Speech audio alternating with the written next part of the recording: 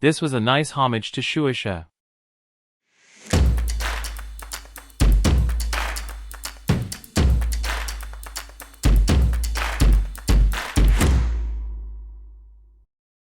Hi everyone, hope all of you are having a wonderful time.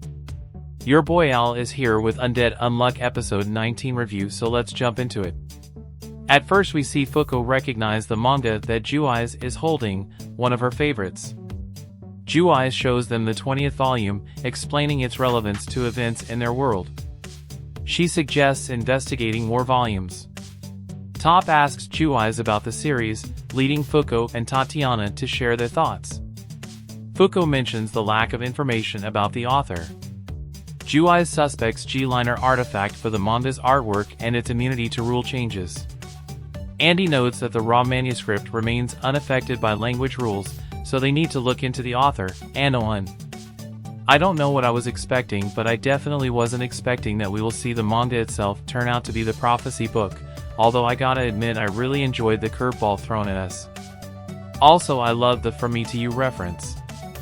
We see Andy suggest to Fuuko and Tatiana that they need to create an exceptional manga if they want to enter the publisher's headquarters, surprising them. Later, Miko guides Andy and Fuuko to a room for their manga project. Fuuko struggles with the task, but Andy assures her he can assist. He presents a plan for their manga, impressing Fuuko with his knowledge. Though Andy admits he's never created a manga from scratch, he's familiar with manga production, influenced by someone named Tezuka, likely a reference to Osamu Tezuka, the father of all manga. Andy offers to handle the artwork while Fuuko focuses on the story. He encourages her, emphasizing that she's capable of completing the task. Andy commends Fuuko's efforts and she shares her motivation for persevering.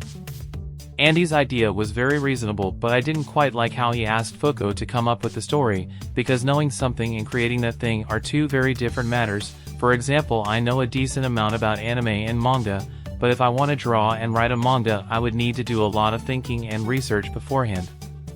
Then we see Fuuko present Andy with their manga's rough draft, which he approves of, signaling the start of the drawing phase.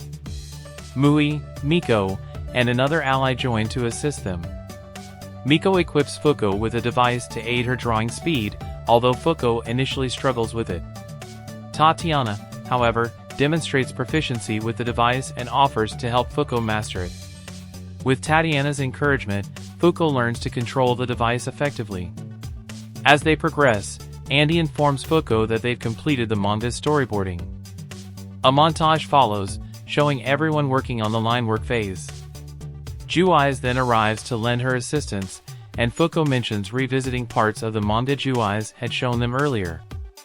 This whole part was seriously hilarious and it made me laugh quite a bit, although they dragged out the montage a lot to cover up the time, but I'm not gonna complain because I like the funny bits. Moving on, we see Fuuko review Yumi, finding no hints of Billy's betrayal or their current quests. She shares other anomalies she noticed with Juiz, who wonders if they were intentional omissions by the author. After completing the manga with another montage, Fuuko presents the final product to Andy, who approves with a smirk. At Shueisha's HQ, Fuuko meets with a representative and pitches their story, Undead Unluck. The representative provides feedback, both positive and critical, and offers to enter it into Shueisha's upcoming contest. Before leaving, Fuuko inquires about Yumi's raw manuscripts, and the worker assists her in navigating Shueisha's editorial office. Fuuko turning their lives into a manga makes perfect sense, because if Ano is someone who knows what's gonna happen, then she is probably very interested to know about the union members, so telling her about themselves is the best way to lure her out. Next we see that as the worker searches through the office cabinets for the manga's raw manuscripts, Fuuko expresses gratitude. However, when the worker retrieves the manuscript, she realizes it's in a language she doesn't understand. Fuuko identifies the manuscripts in Japanese and informs Andy and Juiz. Mentioning rejected storylines surprises the worker, who confirms they shelved 3 Yumi story arcs, naming them.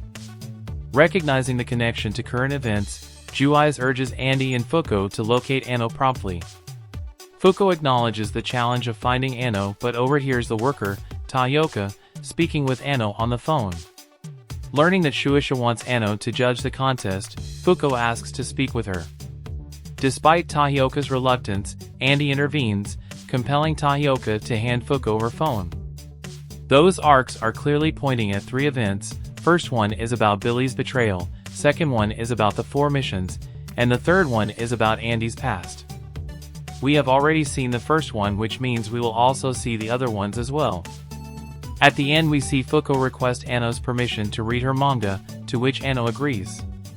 She arranges to meet Fuuko at a bench in Canada's Stanley Park and asks her to bring Andy along. Ano sends Fuuko a picture of the location before ending the call. As Fuuko and Andy prepare to leave, the narrator reveals that Fuuko's memories inside Shueisha's HQ were erased. Either Nico or Ano erased Fuuko's memory, but this action doesn't make sense for either of them. Ano knows everything, so she should know erasing only Fuuko's memory can't keep Ano hidden because Andy is there too. On the other hand, Nico has 0 reason to erase Fuuko's memory. Also, I'm addressing Ano as a girl because we can clearly see her in the opening song. Overall, it was a funny and interesting episode even though it had its flaws. Anyways, thanks for watching everyone. If you like my video, then check out some of my other videos. Also, don't forget to hit the like button and subscribe to my channel or leave a comment if you want to say something.